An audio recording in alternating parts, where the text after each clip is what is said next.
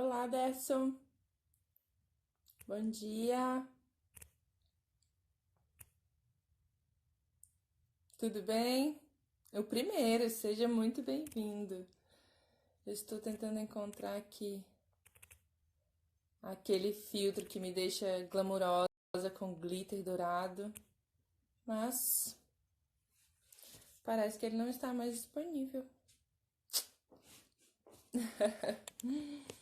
E aí, Derson, vamos hoje falar então de alguns aspectos da defesa e da qualificação. Você também vai passar por esse processo daqui a uns dias. Bom dia, Matheus. É, Hoje nós vamos falar dos objetivos da minha tese. E aí, por que que os objetivos precisam... Bom dia. Por que que esses objetivos precisam estar? Bom dia, Raquel, seja muito bem-vinda à nossa aula. Que frio é esse? Tá em Madrid? Não, isso aqui é uma estratégia. Eu estou com uma blusa fresquinha por baixo e um casaco mais quentinho, né? Mas eu tô com frio, sim. Eu acordo sempre mais com frio. Vou ter que procurar um filtro que mostre Madrid aqui atrás. Aí eu posso responder sim, estou. Visual. É, Hoje nós vamos falar de objetivos, tá? Eu preciso ter claramente os objetivos da tese na hora da defesa.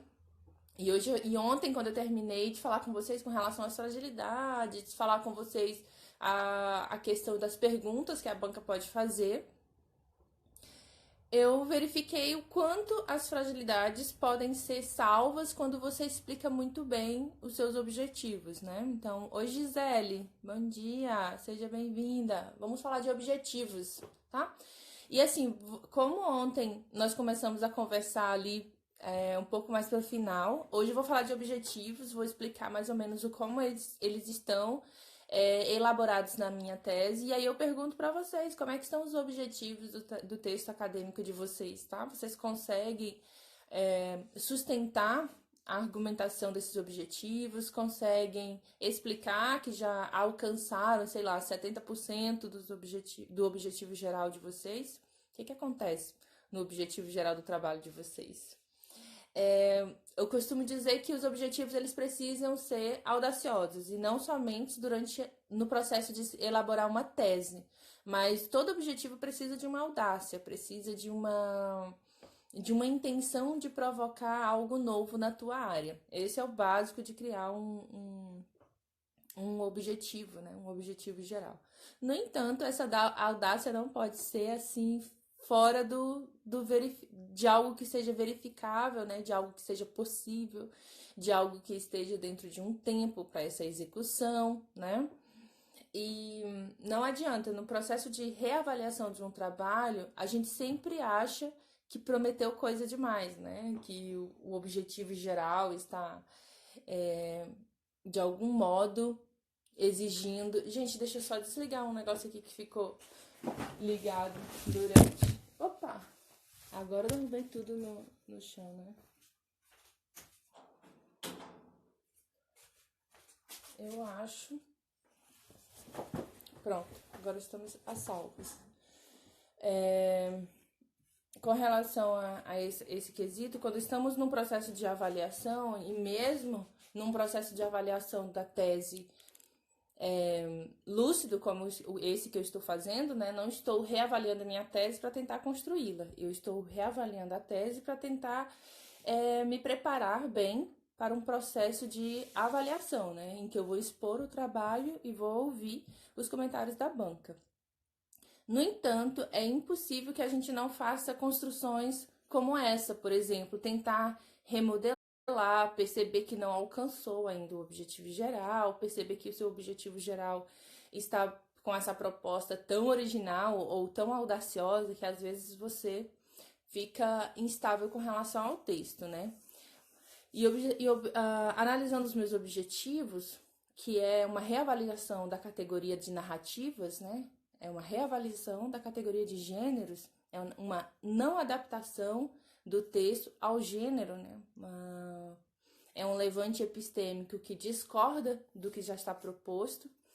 Eu fiquei analisando que a maioria dos ataques que eu terei, ou dos comentários que a banca vai fazer, vão estar relacionados a isso, ao meu objetivo, né? Geralmente, a problemática e o objetivo, ela é responsável por todos os posicionamentos que a banca possa ter. E dito isso, preciso aí saber quantos por cento eu já alcancei desse objetivo geral e o que eu estou fazendo e executando para atingir os objetivos específicos. Esse é o grande desafio dessa manhã. Vou analisar exatamente como é que se faz isso. Vocês sabem como é que faz isso? Vocês já analisaram quantos por cento de objetivo geral vocês já atingiram no trabalho acadêmico de vocês? Quais são os primeiros passos que vocês elaboram para se perguntar assim, quantos por cento eu já atingi do meu objetivo geral? O que vocês fazem para perceber isso?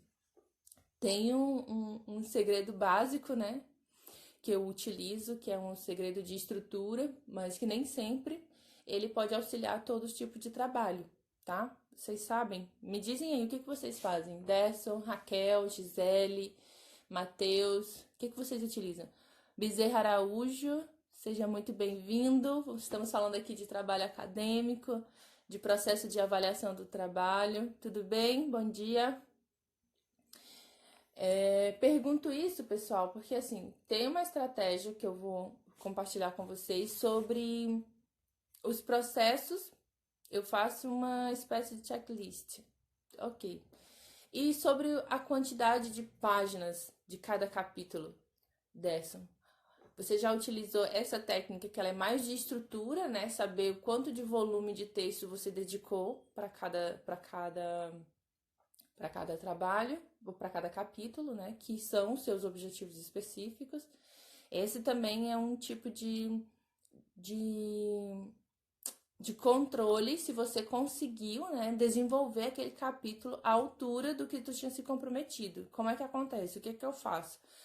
Tem um checklist porque cada capítulo exige uma demanda diferente, né? Uma demanda de teóricos, uma demanda de etapas para que você consiga justificar. Por exemplo, se você vai fazer um capítulo que ele é uma revisão bibliográfica e você selecionou 7 autores, e esses 7 autores você tem que apresentar o conceito, tem que apresentar como ele se relaciona com o teu objetivo, você tem que apresentar vários aspectos desses autores, tá? Então, esse capítulo tem um volume específico.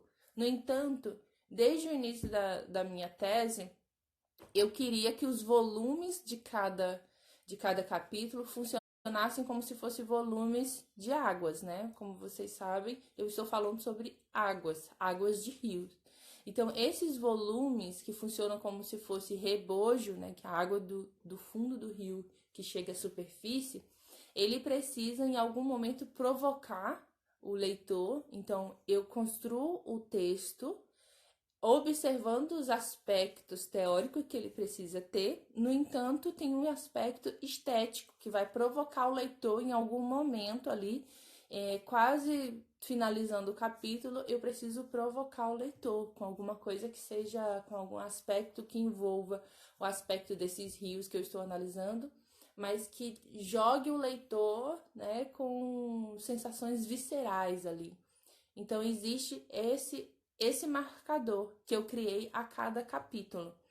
Então, por exemplo, o leitor ele vai ter várias metáforas felizes com relação ao rio, o quanto o rio é importante, metáforas poéticas dos livros que eu estou analisando. No entanto, na metade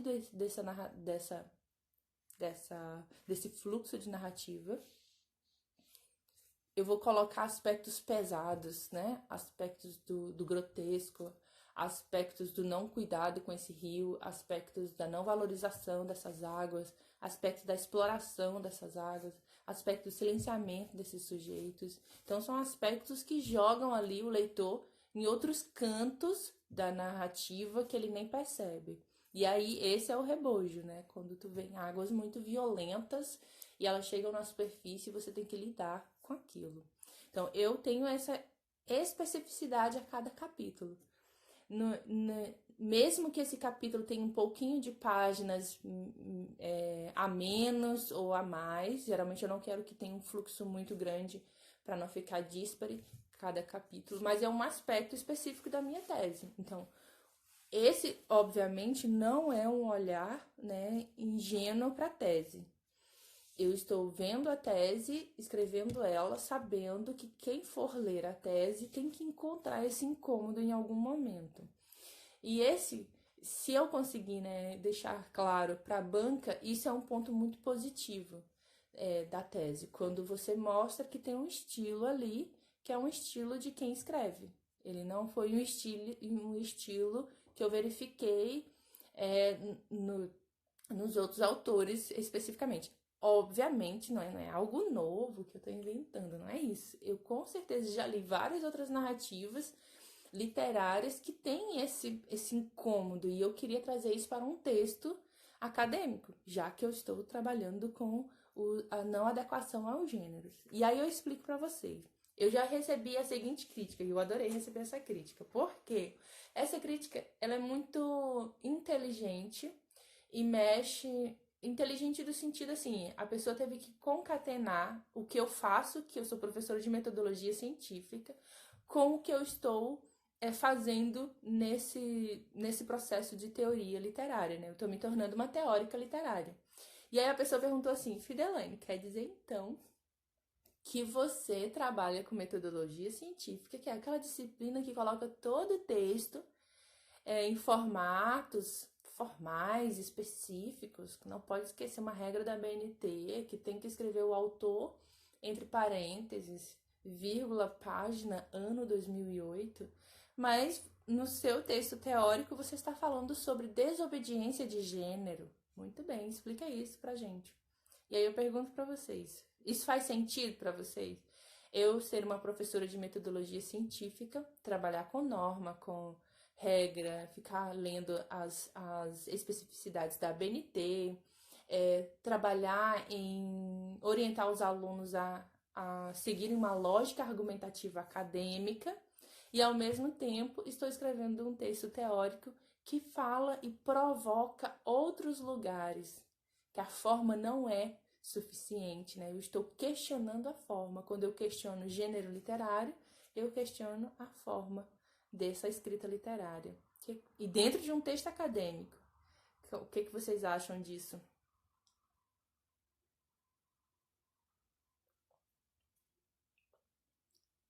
Será, gente, que eu vou ficar sem nenhum comentáriozinho?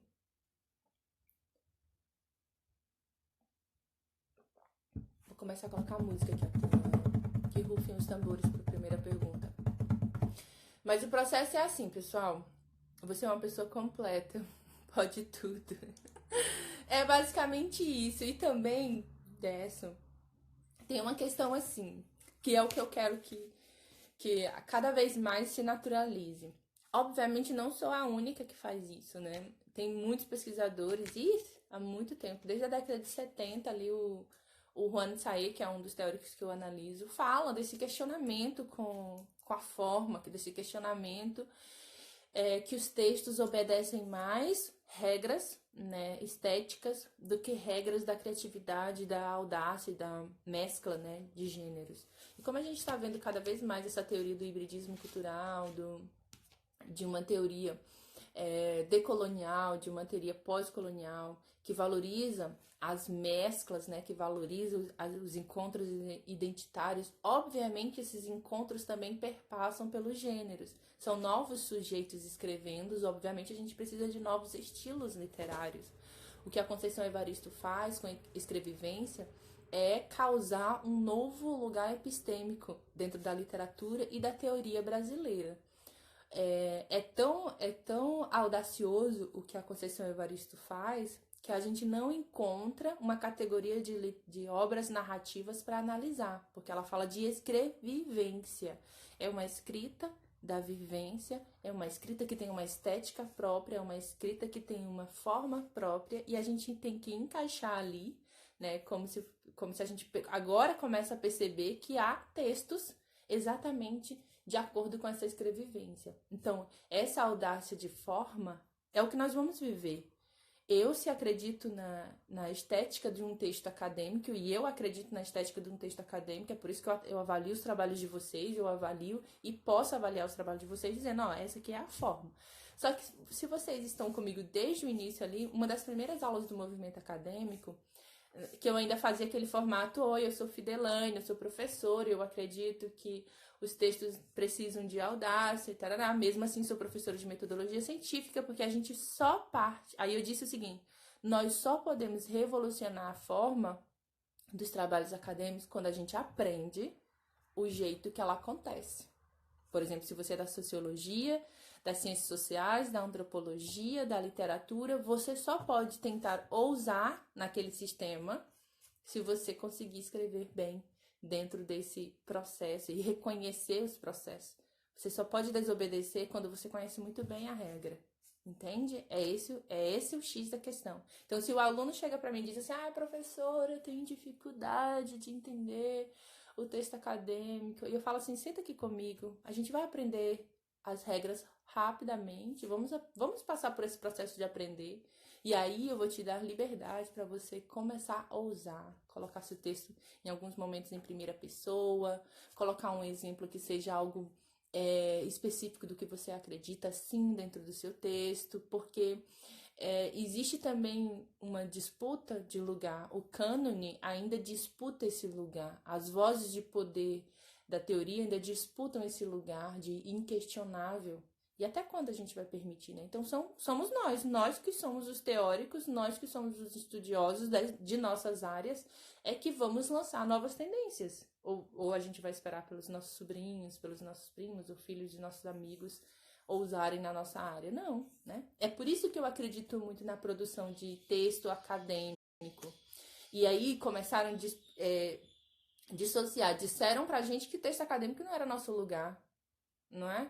Que texto acadêmico era lugar só do intelectual. E quem é esse intelectual? Por que você não pode ser o novo intelectual da tua área? O que o intelectual faz? Ele trabalha, ele tem a sua atuação e ainda assim escreve, produz ciência e conhecimento em cima do que ele aprende, né? Em cima do que ele pratica, do que ele faz dentro da sua área. Então, o convite é, vamos nos tornar intelectuais da nossa área e vamos também questionar esse lugar que às vezes é inquestionável. Então, por isso que eu estou estudando sobre os objetivos do meu trabalho, fazendo essa análise estética, né, que eu mencionei para vocês, em saber se os capítulos, minha tese, ela ia ficar com 4 capítulos, mas ela está encaminhando para 5 capítulos, tá? Porque depois que eu estruturei esse rebojo a cada capítulo, fica estranho para quem estiver entrando agora, né? A ideia do rebojo. Mas existe ali uma movimentação de águas que acontece que eu preciso colocar em cada capítulo. E se eu acrescento demais, se eu acrescento outras questões em cada capítulo, ele perde o time dessa provocação com o leitor. Então eu não vou correr o risco de acrescentar algo a esses capítulos. E talvez eu vou abrir um outro capítulo. E aí sim a tese vai ganhar uma dimensão assim, outra. Mas isso só depois da banca, eu não vou começar a escrever nada agora. Está super, super, super decidido que eu, Fidelane, vou seguir as regras que eu coloquei para mim mesmo. Não vou escrever nada, porque não há necessidade de ficar abrindo novas construções. Eu preciso somente adentrar as especificidades que a banca vai trazer para mim. E isso, obviamente, não vou estar completamente preparada. Eu não tenho essa intenção de estar 100% preparada e ser ali tudo... Eu sei que a banca vai provocar ao ponto de me indicar questões que eu nem tinha percebido. É natural. Seria muita audácia achar que eu estarei depois de 10 dias Porque 10 dias de preparação, na grande maioria das vezes, é muito, né? A gente costuma entregar os trabalhos em cima. Ontem eu abri uma pergunta com relação a uma experiência da minha dissertação, vocês lembram? Alguém lembra que eu comecei a falar sobre como foi a banca da minha dissertação? Se vocês lembrarem, me avisem que aí eu vou completar a história. Você é uma pessoa completa, você pode tudo. Eu acho que faz sentido, porque para se propor novos caminhos é preciso dominar o que já existe, exatamente. Eu pensei eu mesma dessa, fiquei sem saber expressar isso. Raquel, acertamos a pergunta de 1 milhão. Eu adoro vocês. A gente tem que começar o dia com esse bom humor aqui. Léo, seja bem-vindo. Seja muito bem-vindo à nossa aula. A nossa aula não, processo de estudos. Vocês estão estudando comigo, né? E passando aí por todas as adversidades. Hoje eu já tive que levantar para desligar ali um negócio que ficou ligado. Enquanto isso, conversei com vocês sobre objetivos. Falei sobre como estão estruturados os meus capítulos e o que eu pretendo provocar no leitor a cada capítulo. Obviamente, essa construção textual ainda está em construção e eu tenho certeza que ela pode ou mudar bastante, né? Ou, né, porque quando eu abrir um novo capítulo pode mudar um pouco o fluxo do texto que eu tinha me proposto, né? Eu não queria um texto muito longo, para que esses rebojos não possam provocar a mesma sensação no leitor. E eu não posso nem fugir desse formato, agora eu estou num dilema epistêmico. Mas é bom que eu saiba disso, é bom, é uma provocação boa. Alguém lembra que eu mencionei a experiência da minha defesa de dissertação ontem, que foi assim uma defesa icônica. Eu tive de tudo naquela defesa. E lembrar dos processos de defesa anteriores é uma técnica muito boa. Obviamente, vou deixar ansiosa aí as pessoas que estão na graduação, né? Quem está na graduação vai ter essa experiência pela primeira vez, mas pelo menos vocês estão ouvindo outras experiências. E meu conselho é sempre perguntar para outras pessoas, né? Como foi a tua defesa? O que aconteceu? Principalmente da tua área, porque aí as pessoas vão poder te contar como é que acontece, quais são os vícios das bancas, né? Cada área tem um vício. O Derson é da área do direito, a Raquel é das ciências sociais, o Léo, eu não sei qual é a área dele, mas cada área tem um vício, cada banca se comporta de um jeito, né? Então a gente precisa saber quais são os vícios da nossa banca. E eu estou... Oi, a Geise acabou de entrar, bom dia. E eu estou em busca de saber quais são os vícios da minha banca, o que ela pretende fazer. E, obviamente, ontem eu encontrei, né, um vício da minha banca, que ele vai perguntar por que eu não coloquei a tradição histórica do fulano que estava lá. Porque, de algum modo, esse conceito que ele trouxe agora não nasceu, né, do zero e tem uma trajetória. Eu deveria ter mencionado, porque essa é uma regra estética de tese. O que a tese propõe? Além de propor uma perspectiva nova para um determinado objeto, para um determinado questionamento, eu preciso comprovar na tese que tenho ciência das trajetórias teóricas que eu mencionei na minha tese. Não dá para colocar um termo específico na tese e não justificar que eu li isso e conheço, sei quem são as correntes contra e as correntes a favor desse conceito. Existe essa necessidade que o doutorando comprove que leu bastante, que leu muito com relação às teorias.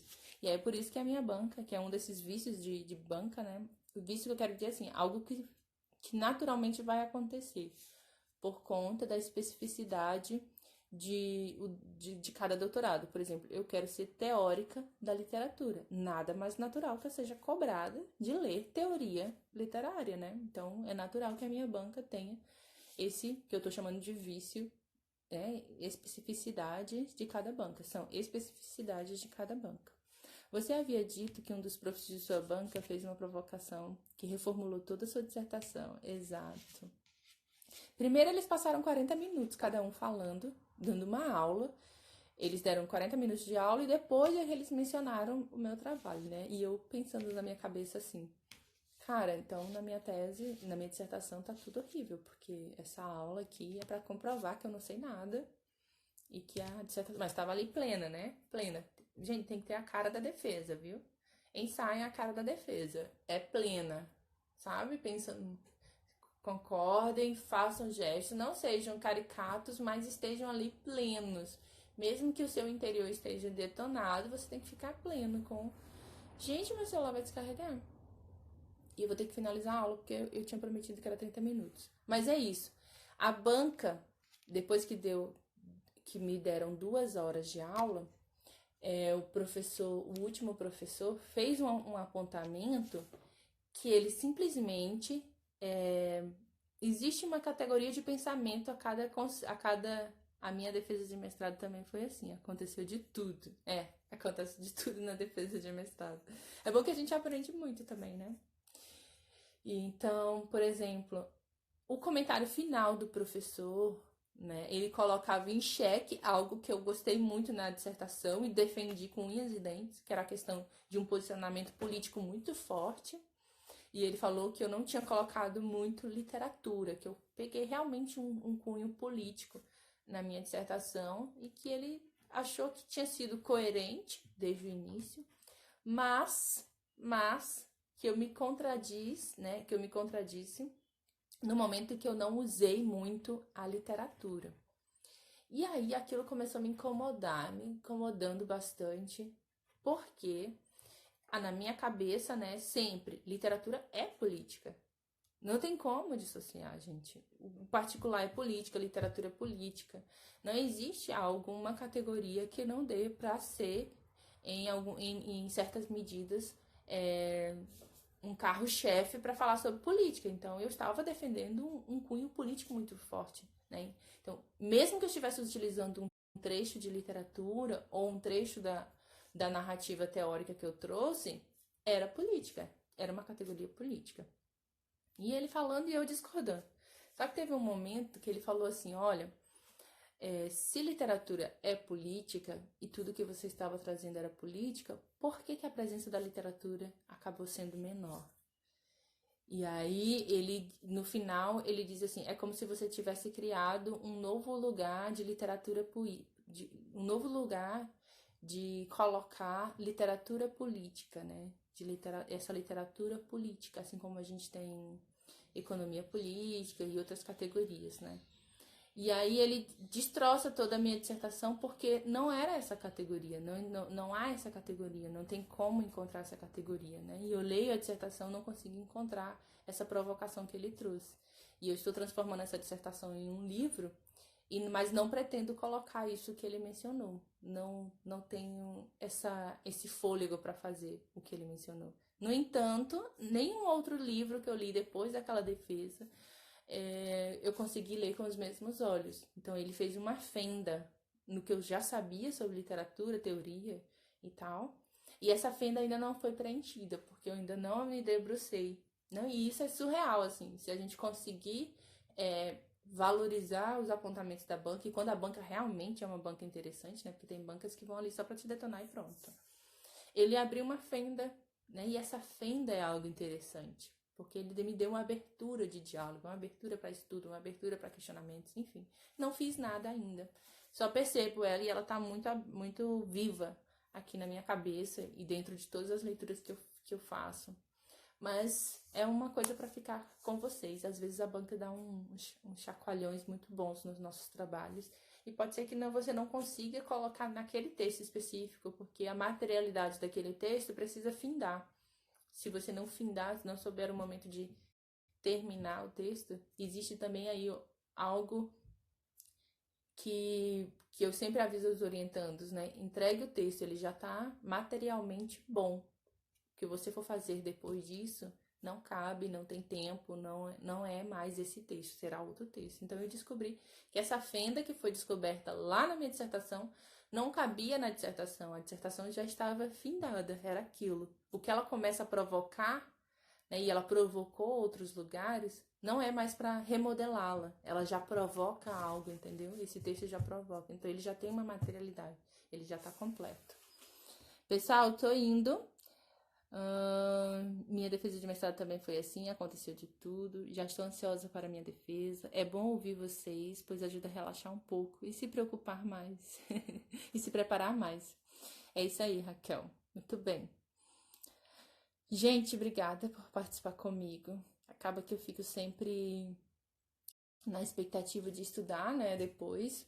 Mas, obviamente, vocês estão se tornando, assim, o meu motivo de manter uma alegria, uma euforia, que é muito natural minha. Mas, obviamente, fazer essa troca com vocês faz toda a diferença de começar o dia, tá? Eu espero que para vocês também estejam sendo assim. Hoje já é metade do processo, hoje é o dia 5, né? E eu vou ficar com vocês 10 dias aqui pela manhã. Então, daqui pra frente vai ser rapidinho, vai finalizar rapidinho. O dia da minha defesa vai acontecer. E depois eu posso trazer para vocês aqui um feedback do que aconteceu, tão misteriosa qualificação, né? A pior coisa é ter um membro da banca que não lê o trabalho. Nossa, eu não consigo nem imaginar se um membro da banca não lê meu trabalho e quer fazer vários apontamentos de uma nota só. Ah, é. Verdade, Tess, entendi isso também. Eu assisti uma banca que foi horrível. Dava pra ver claramente que aquele cara não tinha lido o trabalho da moça. E ela ficou assim, ó, pasma. Obrigada pela partilha. Obrigada a vocês. Desson, Raquel, todos da aula. Da aula não, gente, eu tenho vícios de linguagem, vícios de professora, né? Se não é uma aula, vocês estão estudando junto comigo, participando desse processo. Bom dia para vocês, espero que vocês tenham um excelente dia, que vocês utilizem esse gás do início para estudar, né? Continuarem no processo de estudo, respeitando as horas de sono, tá? Eu ontem fui dormir muito tarde e aí fiquei pensativa. É preciso descansar, tá, gente? Dormir cedo. Não faço que nem eu ontem, dormi muito tarde. Acordei assim, ó, com as ideias desorganizadas. Mas é natural, tá? É natural. Beijo pra vocês. Tenham um excelente dia. Muito obrigada por vocês terem ficado comigo aqui um pouquinho, tá bom? Espero que vocês tenham aí aprendido um pouco com relação às estruturas de cada capítulo. Estou fazendo aí uns processos bem legais, espero que fique um texto interessante. E na verdade é só uma tentativa textual. Eu nunca acredito que a gente consegue escrever exatamente tudo que a gente se compromete a escrever. E isso eu falo como teórica da literatura, tá, gente? Não como a professora de metodologia científica que avisa pro orientando, olha, o seu texto já está pronto, completo. Até quando, né, que a gente vai continuar utilizando a palavra completo? Se o material, essa materialidade do texto, sempre há uma incompletude. E mesmo a minha dissertação, né, aquela materialidade já está pronta, mas não evita, né, dela ter incompletudes. É assim mesmo, é paradoxal. Não precisa ser tudo exatamente como as categorias avisam. Beijo pra vocês, é muito bom falar de texto, é muito bom falar de teoria literária com vocês. À noite eu falo sobre metodologia científica, inclusive hoje tem aula, tá? Lá no Movimento Acadêmico, às 20 horas, segunda, quarta e sexta. Gente, já é sexta-feira, passou muito rápido essa semana, né? Então hoje à noite tem aula, e aí eu vou falar sobre texto, né? Metodologia científica, e de manhã eu falo sobre teoria literária. Tem coisa mais linda que isso, né? A gente pelo menos começa aí o dia maravilhosamente bem. Beijo pra vocês. Se cuidem e nos vemos aí nas plataformas para conversar um pouco, caso vocês precisem de qualquer coisa, tá bom? Estou super disponível. Até mais, pessoal. Obrigada pela presença de vocês. Obrigada por esses coraçõezinhos aí. Muito afeto, muito carinho para vocês. Até mais.